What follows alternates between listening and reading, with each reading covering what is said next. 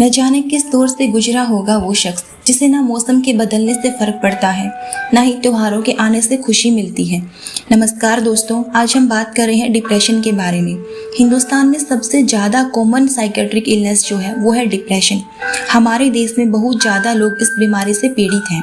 आज के समय में डिप्रेशन के बारे में जानकारी बहुत ही ज़्यादा ज़रूरी है, ताकि हमें या हमारे परिवार वालों को या फिर फ्रेंड्स को यदि डिप्रेशन है तो हम उनकी पहचान कर उनका ट्रीटमेंट करवा सकें, सही समय पर इलाज करवा सकें।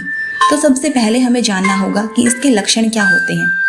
इसका सबसे इम्पोर्टेंट लक्षण है मन का उदास हो जाना। यदि हमारी लाइफ में कुछ भी अच्छा हो रहा है तो भी हमारा मन खुश नहीं होता, 24 घंटे हमारे मन में उदासी छाई रहती है। इसका दूसरा लक्षण है हमारे अंदर इंटरेस्ट का ही खत्म हो जाना, चाहे वो इंटरेस्ट हमारी पढ़ाई से रिलेटेड हो, हमारी नौकरी से रिलेटेड हो, या फिर कोई हमारा आपसे रिश्ता ही क्यों ना हो। किसी चीज़ से हमें कोई फ़र्क ही नहीं पड़ता और ना ही किसी चीज़ में हमारा मन लगता है। इसका तीसरा लक्षण है खुद को गिल्टी फील करना। हर छोटी से छोटी बात के लिए लोग खुद को कसूरवार समझने लगते हैं और खुद को कोसने लग जाते हैं। चौथा लक्षण है शारीरिक कमजोरी। शरीर में थकान सी रहने लगती है, शरीर की एनर्जी खत्म सी होने लगती है, हार्ट बीट हमारी बढ़ने लग जाती है। पांचवा लक्षण है कंसंट्रेशन की कमी हो जाना। या एक तरह से मान लो हमारा कंसंट्रेशन खत्म ही हो जाता है। यदि आप एक स्टूडेंट हैं और आप पढ़ाई करने का प्रयास कर रहे हैं तो आप फोकस कर ही नहीं पाएंगे। डिप्रेशन में लोगों की भूख भी कम हो जाती है, जिसकी वजह से वजन में भी कमी आने लगती है। लेकिन कुछ केसेस में ऐसा भी देखा गया है कि भूख अचानक से बढ़ने लगती है और वजन भी हमारा बढ़ जाता है। और सबसे कॉमन जो लक्षण है वो है नींद। इंसान की नींद कम हो जाती है, जिससे इंसान के शरीर में हमें बहुत सारे बदलाव देखने को मिलते हैं।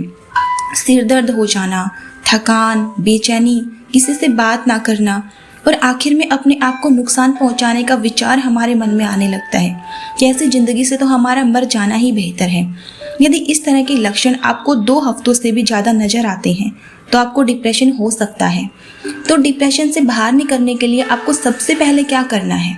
सबसे पहले तो आपको अपने आप को वीक समझना बंद करना है। अपने आप को वीक समझना बंद कीजिए, अपने लिए गिल्ट फील करना बंद कीजिए, अपने नेगेटिव विचारों को आइडेंटिफाई कीजिए और उन्हें बदलने का प्रयास कीजिए।